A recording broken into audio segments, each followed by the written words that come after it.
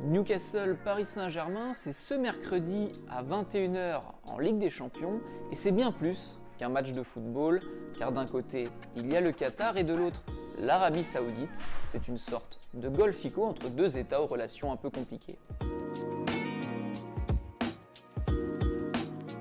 Ce qu'il faut savoir d'abord, c'est que Paris et Newcastle sont deux clubs particuliers sur la scène mondiale.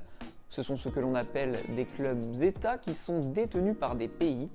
C'est la société QSI, elle-même filiale du fonds souverain qatari, qui est propriétaire du PSG.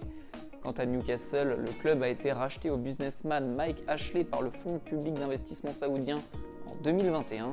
C'est la première fois que les deux équipes se rencontrent depuis qu'elles appartiennent aux deux pays du Golfe.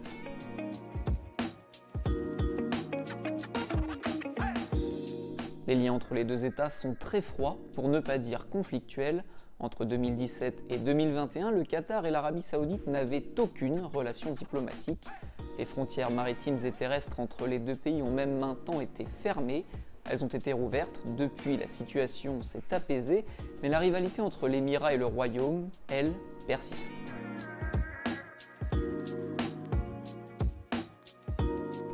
On l'a dit, la rivalité continue d'exister entre le Qatar et l'Arabie Saoudite, et quoi de mieux que le sport en tant qu'instrument de soft power pour briller plus fort que son voisin.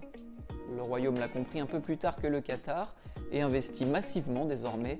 L'arrivée de stars comme Cristiano Ronaldo et Neymar dans le championnat local l'illustre très bien. Newcastle Paris, c'est un match de football, mais aussi un moyen de gagner quelques points sur la scène géopolitique.